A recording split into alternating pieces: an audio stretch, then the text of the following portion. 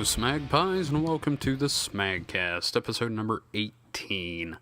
Once again, it's a group solitaire, and this week we are talking about toys, or more specifically, toys we really remember from our childhood. So I thought I'd talk about Transformers for a bit, specifically one that I owned for 30 minutes as a child. Now, I was aware of Transformers when they were released. They had enough commercials. They had this one, I remember, the very first one that had, I think, Sideswipe and Sunstreaker, Sunstroke, whatever his name is. And I think a couple of the jets like Starscream and Thundercracker, something like that. And I was like, hey, that's kind of neat. Don't really care. Then they did this commercial. It was animated. And it had a robot that turned into a tape player. I'm talking about Soundwave, for those that don't know, and I thought that is awesome. Because, you know, a car that turns into a robot, pretty neat toy. A robot that turns into something you can carry around and fool people with blew my frickin' mind. It was like those old 1960s spy toys that Joel Hodgson used in his act for his Agent J routine, where it'd be like a hairdryer that turned into a machine gun or something. Well, that was it. My mind was blown. I fell in love with Transformers, and I wanted Soundwave. I wanted him badly, and that want would last to my adult life. Now, shortly after Transformers was released, and I became good and deeply rooted in the obsession, we moved to Jackson, Mississippi, and I met a guy that I went to school with, we still talk occasionally on Facebook, who also really dug Transformers. And he had Soundwave. He didn't have any of the accessories, but he had Laserbeak without any of the accessories, and Soundwave. And I was in lust after this toy. So at first, he gave me Laserbeak, because I don't know why. We were best friends. And Laserbeak was really cool for being a tape. You know, there's not much you can do with him in tape mode, so I'd play with him as a bird. And then one day, Marty, in a supreme fit of, I'm going to do something awesome for my friend, gave me Soundwave. Now, the problem was, he gave him to me at school. He told me to put him in my army backpack and keep him there for the rest of the day. Do not take him out. Someone will steal it. Do not take it out. And I said, okay. Naturally, someone tells you not to do something. What's the first thing you're going to want to do? You're going to want to do it. Don't look behind you. Don't think of pink elephants. Don't eat the pretty candy that's actually pure evil. I don't know. The point is, I took him out in this one class we had that for some reason was in the school library. I never remember learning anything in there. I just remember being in the library, and we talked about Mask and Transformers and stuff. So I took him out, and under the table, I'm playing with him. I transform him once into a robot, back into a tape player, and then put him immediately back in the bag. Then I turn my attention back to the teacher, where it should be, and out of the corner of my eye, I see movement, and I look, and there's Tyrell, local tough guy and jerk. He's running off. I look at my backpack. Soundwave is gone. Everybody in class tells me, tell the teacher. And I'm like, yes, tell the teacher that something I wasn't supposed to have in school has been stolen by a kid that is probably a psychopath. Brilliant. Let's do this. This is a great idea. So I didn't. Well, after 4th grade, Marty moved and was going to another school. We kept in touch. We still hung out for years. But I saw Soundwave again 2 years later in 6th grade. Tyrell was selling him to someone. Still couldn't say anything. It had been 2 years. There was no proof. And I knew it was that Soundwave because of the crack in the tape case in the exact same spot.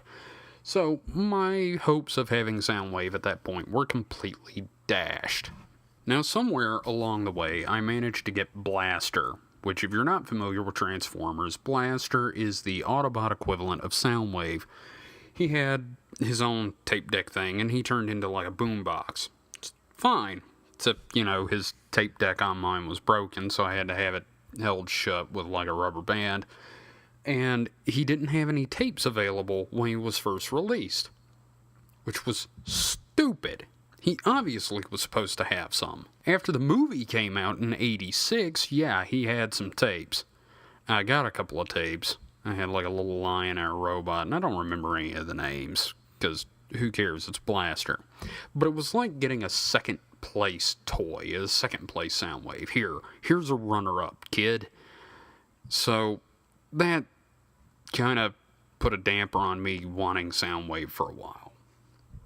Then, maybe 5, 6, 7 years ago, I don't remember when, Toys R Us did this exclusive re-release of the Takara Soundwave.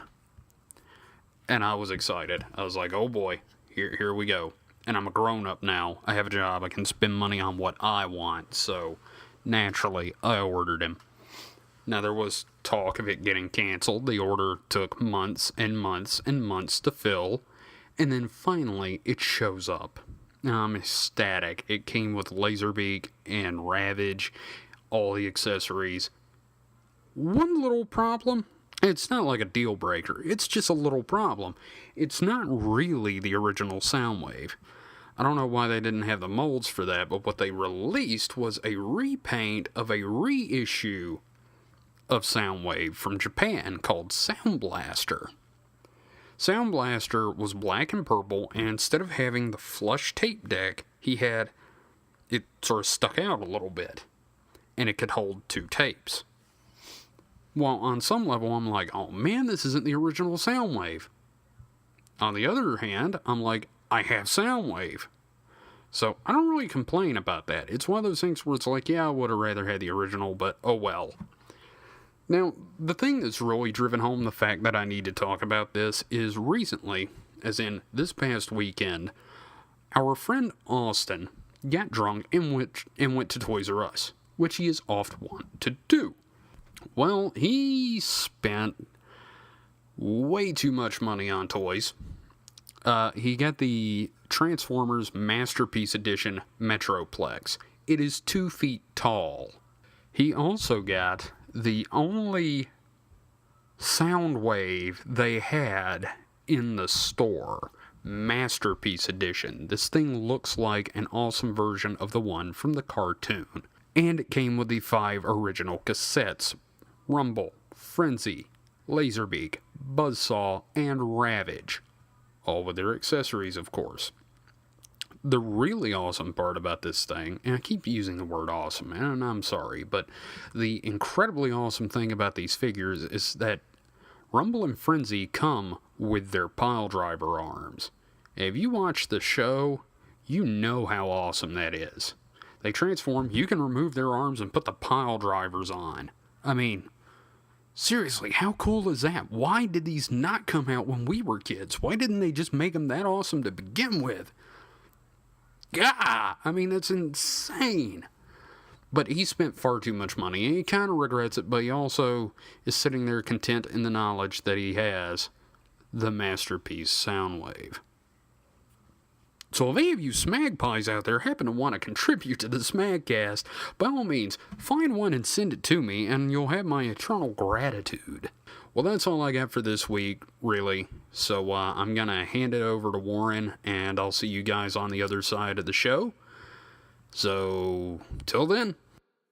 Let's talk about trampolines, because trampolines are awesome. When I was a kid, we had all the regular toys, which were G.I. Joes and Thundercats and some Transformers and some Empire Strikes Back and Return of the Jedi toys. What else did we have? We had all kinds of stuff. Mostly I spent my time with the G.I. Joes and the Star Wars toys. I didn't really I think I was too dumb for Transformers. I would start trying to transform them, and then I'd be like, "What? I don't understand. Why does it not?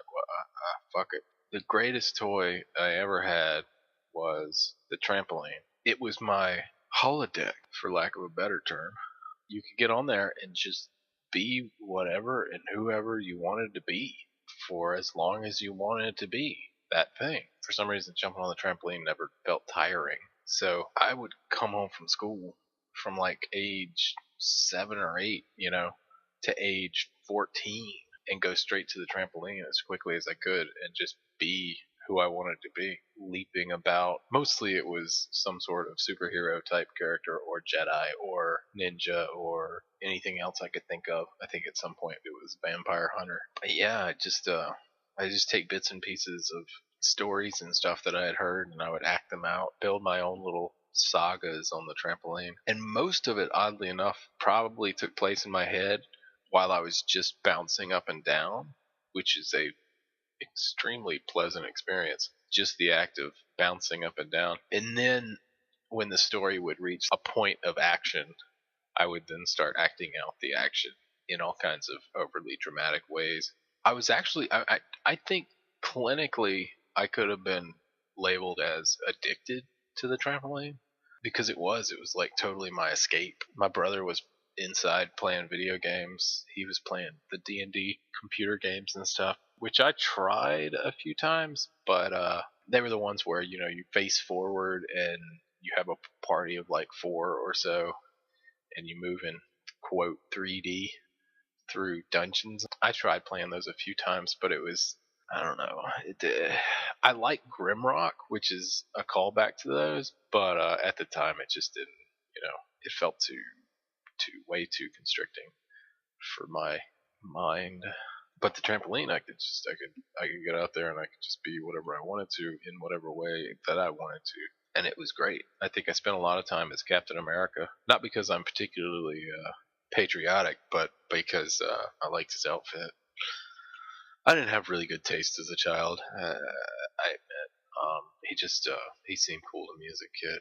Anyway, I would also like steal names from stuff that I didn't know anything about. Like we never owned a copy of Shinobi, but I thought that name sounded really cool when I read it in like Nintendo Power or something. And so like I would get on the trampoline and I was Shinobi, and I had no idea what Shinobi was, what Shinobi did, or any of that crap.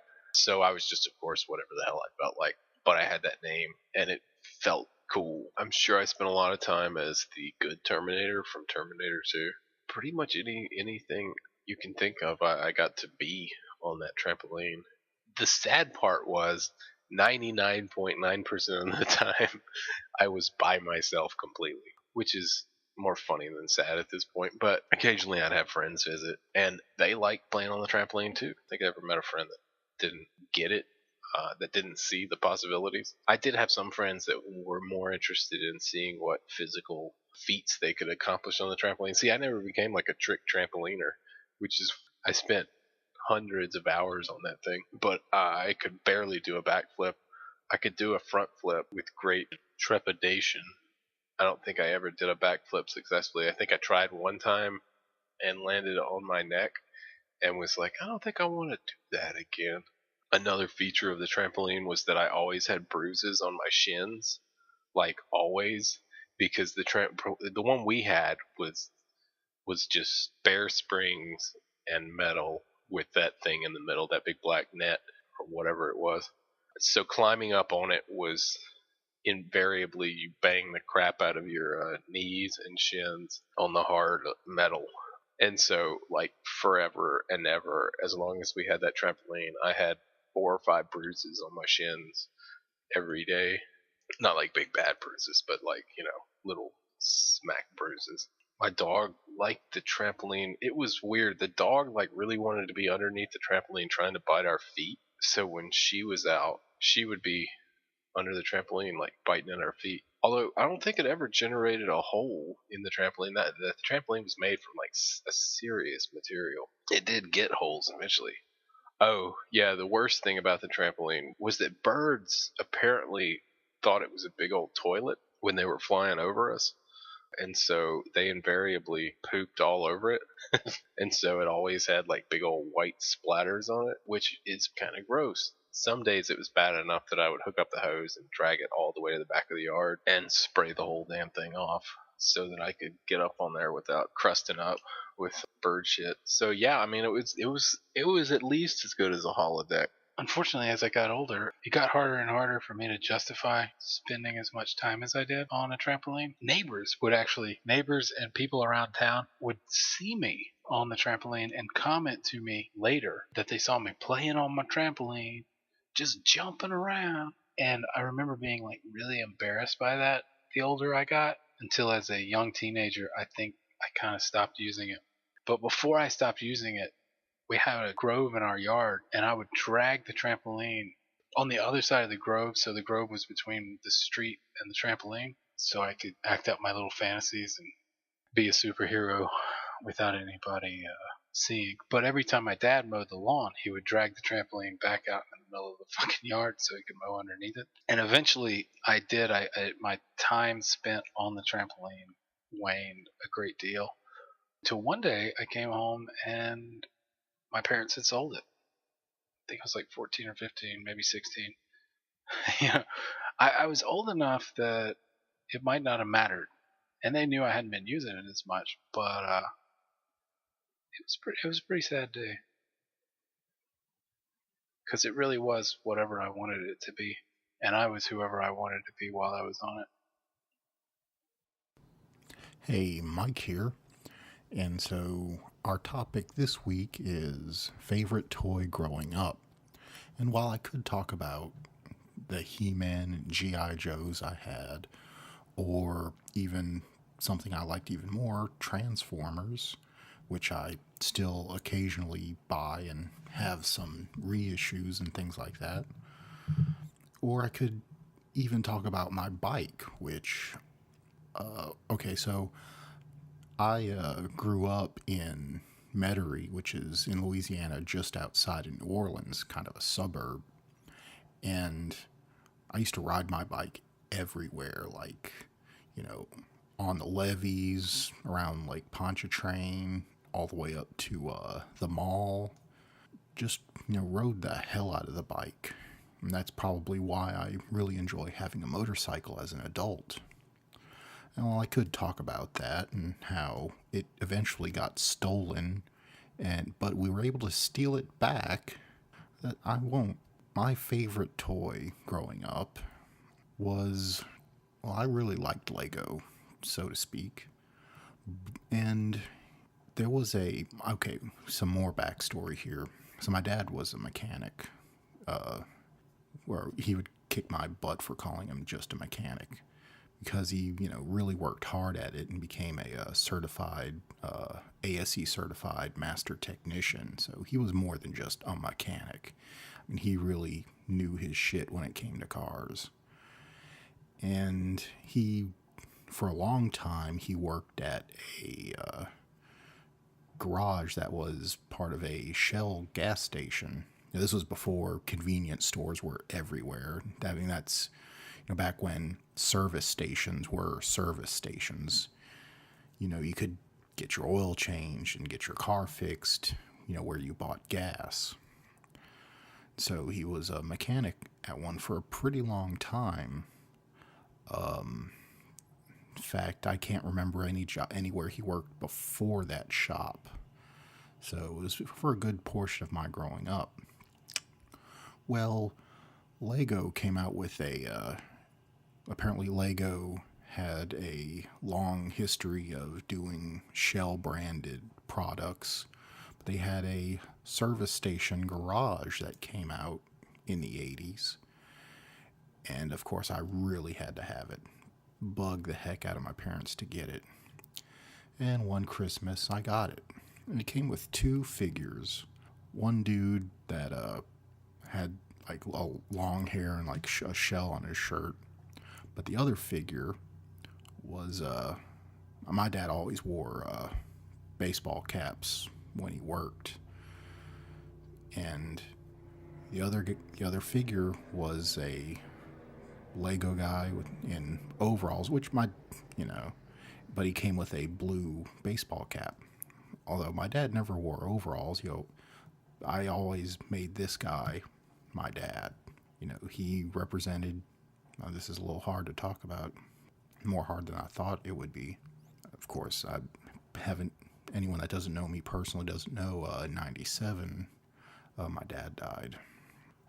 But, this had been packed away, this figure. I'm holding it right now. If, you can't see it because radio and all that, but it had been packed away since I moved, and when thinking about this subject, I went and dug through and dug it out. And this little figure, I mean, through my childhood, I always thought of, that was Dad. I mean, I have his toolbox and a lot of his tools that he used to work with, and I have a picture of him, and he was cremated after he died, and we have an urn that has his ashes in it. My brother has it now, but for a long time I had it, in my room and, kept it with me. But even with all that, the thing that makes me feel, closest to him now is probably this little Lego figure. So I guess enough with the sappy stuff. We'll also talk about my second favorite toy as a child. It's my second favorite toy probably because of it being a nexus between two of my favorite shows. It was the Transformers Jetfire. And it's an interesting thing because of the unique way that Transformers in America was done. It was a combination of different Japanese toy line licenses, where the original Transformers, all the vehicle Transformers were Microman, which was a toy line in Japan. That's why a lot of the original Transformers have a seat in them. In Japan, they came with little guys that sat in the seats, like, Optimus Prime, his chest open, he had little seats. I always wondered why as a kid. Like Grimlock, he had a little, I think the Dinobots were actually a different line that had the same thing. They had little seats in them and stuff. And then all the other Transformers that were like Soundwave, that was a cassette player, and Megatron was a gun, all the ones that were like transformed into something person-sized, I believe that line was Diaclone, which was all, just things that turned into everyday objects that were more or less, child-sized objects.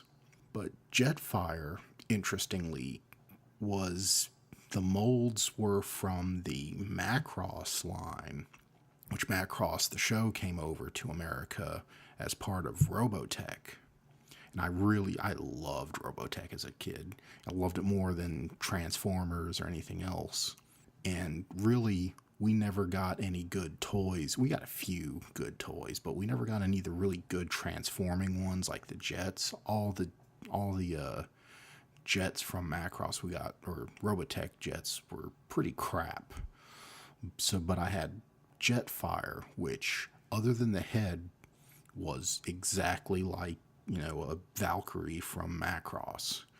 And I played with mine so much, it broke there's apparently a very common breaking point, though, weak spot, where the two halves of it come together, but it broke in half. And I think someone gave me one while I was still living in Louisiana. So I had a second one. I have no idea what happened to it when I moved up from Louisiana to Mississippi. But in high school, I had a friend, and we were just talking about stuff. We were in summer school together, and we're just talking about all kinds of stuff, and it eventually just came on to toys, and I told him my favorite toy as a kid, and he said, I told him about Jetfire, and he's like, oh, I have one of those. Next day, he brings it to me, and now I have a fully functioning. It didn't come. See, being the way it came, it was a jet that transformed a robot, but also had armor, this red armor that clipped onto it. I have none of the armor, because that's like one of the first things, of course, you lose is pieces of that, because you're a freaking kid. And on eBay, the armor sets go for, crazy money, because they're one of the first things that are lost. But I have the, central, the jet, the robot. And I need to dig that out, because I have no idea where it is. Also don't know, he's probably in the same place with my masterpiece Starscream that Kevin gave me one year. I ought to dig that out too. Well, and speaking of which, our friends Austin just posted on Facebook about him buying the reissued Metroplex and Masterpiece Soundwave. The Metroplex kind of looks neat, but I had no idea that Soundwave was out. I am so fucking jealous of that thing. Comes with 5 of the tape Transformers, the little tapes that go in his chest. I never had Soundwave as a kid or an adult. Kevin has one of the G1 reissues, but this thing looks amazing. It's $110, and if I wasn't going to Dragon Con in 2 weeks, I'd be buying me one. Hopefully they're still available, by next month or something. Maybe I'll be able to get one in October, or if some money things I have going on come through. Like I'm going to end up trying to sell some of my old Star Wars Legos, because they've been packed up for 2 years now and just in a Tupperware bin covered in dust.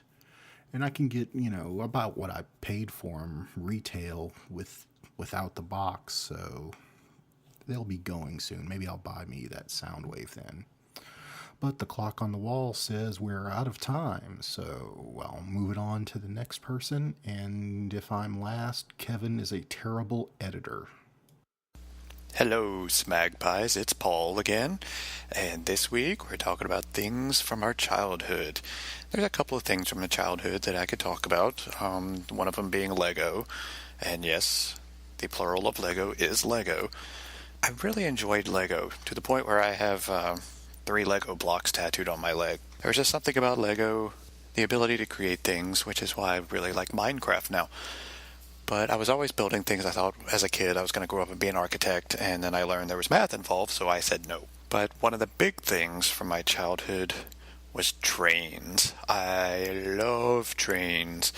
I remember as a very young child in our garage, my dad had set up this big board and nailed or screwed down some O-scale track. That's the kind with the 3 rails, the Lionel stuff. And he would just run this train, and I just thought it was the best thing ever. There was a little shed that was connected to a piece of track, and when the train went around and hit this one little switch on the track, the conductor would fly out of there on a little rail of his own, and I just thought that was the neatest thing. So later on, I got into N-scale, which is rather small because I didn't have a whole lot of space. My dad built me a 4-foot by 4-foot table, and I would lay out my track, and I had couple of engines and a few transformers, which is what runs it, a bunch of rolling stock and some buildings, and I would actually make my own buildings. I remember once I took a bunch of matchsticks and cut the heads off of them and built myself a sawmill, and showed it to some people, like some adults and things, and they were all like, wow, that's actually pretty impressive. So it falls back into the whole Lego, I like building things. And I still do this with the Warhammer stuff. I still build my own terrain. But there was one time, it was the first time that I ever went down to New Orleans. My dad and his brother, my uncle, and then I think my brothers went to some big train exhibit down there. And it was cool because we got to drive really long distance and whatnot. And we get there, and there's all these dealers selling all this different stuff. Well, my uncle bought me, I think, 4 boxcars, and my dad, I believe, not to be outdone, ended up buying me 6. So I came out of there with 10 new pieces of rolling stock, which for me at the time in junior high was just awesome. Also had a subscription to Model Railroader, which is a fantastic magazine. I used to read that every month. Look at the layouts, imagine what it would be like to do that, and I would try to copy it in my limited amount of space and whatever. Really loved the train sets. One time in 9th grade we had a kind of like a show and tell, something that you're very passionate about in my gifted class. And I brought a bunch of trains. I brought a bunch of my trains and some model railroaders, and I set everything up. I remember sitting in the hallway waiting for the teacher, Miss Minton. Unbeknownst to me, she was on bus duty that day, so I sat out in the hall for like 45 minutes, couldn't get into her room. I wasn't going to leave my trains anywhere. I carried them around in a tackle box. That seemed to work really well because I could fit just about everything in there with the exception of the buildings and whatnot. But yeah, sat out there, when she finally showed up, came inside, stored them. When it came to be, I think, second period was the period that I had gifted class. Set up all my trains and everything, and all my friends were like, okay, well, this is actually really cool. Because who doesn't love trains? I mean, honestly, they're big, they're loud, they're impressive. They're just really cool, and model trains are a fantastic thing. Speaking of model trains and being a fantastic thing, if you're ever in the Jackson area, go to the Mississippi Agricultural and Forestry Museum on Lakeland Drive. They have 4 layouts set up there. They have an N scale, an HO scale, which is twice as big, and 2 O scale layouts set up inside of the museum. And they're constantly being worked on by 2 separate groups of rail fans. It's pretty impressive. The N-scale one's supposed to be downtown Jackson circa 1960 or so. I'm not really entirely certain about that, but mainly because I didn't see any Illinois Central or Illinois Central Gulf, which I believe Illinois Central merged with Gulf Railways around 72. So that's where the ICG comes from. They were the big orange and white engines that you used to see if you're from around here and roughly my age. There's another time we were out, my dad and my brothers, and there was a dual track running, and a freight train went by on one side, and we were just standing there watching it, and I was like, this is so cool. And I walked between the tracks. Well, about that time, my dad and my brothers on the other side, Amtrak comes screaming through there. So I'm there, I've got a freight train on one side, Amtrak on the other, nobody can get to me. It was awesome. Pretty sure my dad was a little freaked out, maybe my brothers, but I just thought it was really neat. He used to take us down to the yard that's down on Mill Street all the time, and I would just stand there and look at all the cars, all the different types of freight trains, and occasionally the Amtrak would come streaming through. It was so much fun. I love trains. Let's see, what else can I say about trains? Because they're so great. Lego has trains, although I never bought the Lego trains.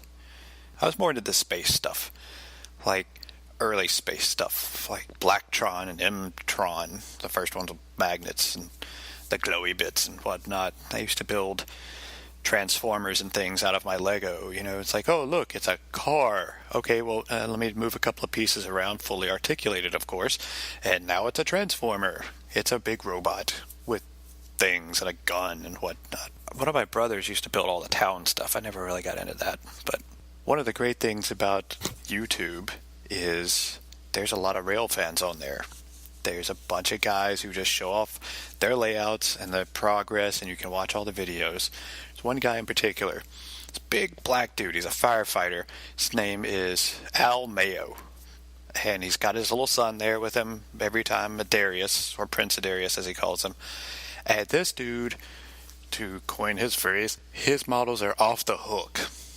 And they really are. His attention to detail and weathering and putting graffiti on all his rolling stock. He just goes all out with this thing. And his layout is absolutely beautiful. That's one thing about model railroads. It's always got me. People put all this time and effort into making the scenery look great. And then you have fresh out of the box cars that look pristine. And I'm like, really? Why would you do that? That takes away from your layout. Or, on the other hand, they weather their cars, and they do a good job, but they don't weather any of the scenery. So, it's like, wow, look at all these gritty cars with their brake dust lines going up the side or the back parts, and you have a beautiful house with no dirt around the base and nothing, no rain streaks on the shingles, no blinds in the window. Which I had to do that recently. A friend of mine from work who just retired runs the train depot in Vicksburg, and he asked me if I would do up a little N-scale warehouse for him. So of course I said yes, and it's got a little bit of graffiti on the back, and the tin roof is rusted, and that was not a reference, but it is. And let's see what else. I went into Illustrator and made 2-scale blinds to put in all the windows so it would look even more authentic. Actually designed a logo and put it on the front of the building. So I think it's some sort of parts warehouse or something like that. But, it was just a little touches like that really go a long way to making, I don't want to say believable, but definitely a lot more realistic. And that's what ultimately you're going for with model railroading, is you're trying to get that realism. It's the little tiny details. It's if you have a freight depot, well, your freight depot needs boxes and bags out front, big sacks of flour and things of that nature. But you also need people. I watched a guy on YouTube the other day who was repainting some of his cars, like beep, beep, I drive a car, those things, because he noticed that a lot of them were the same color. And he's like, well, it wouldn't be like that in real life. And that's that attention to detail that I really like. Having said all that, the down note for my model railroad obsession. After I got a divorce, I moved into an apartment, a one-bedroom apartment right next to the train tracks, which was great for me because I really enjoy trains, obviously. But when I moved out to move in with a friend of mine, I left all my trains behind. They were in the closet.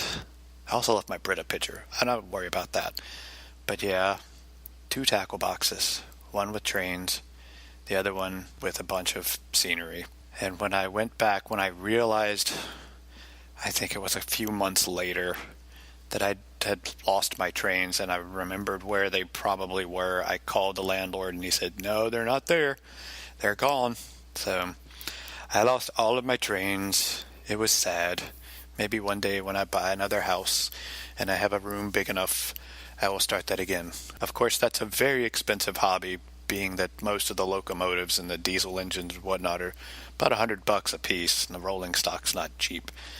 But it's one of those hobbies that allows you to work on it for years and years, and that's really what I like. So with that, I will send it back off to Kevin so he can close this thing out. So everybody enjoy!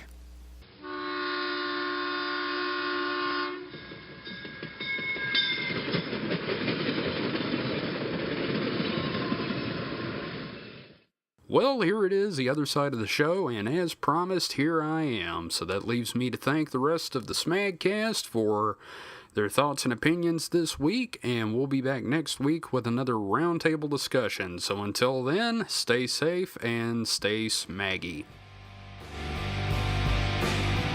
This has been the SMAGcast.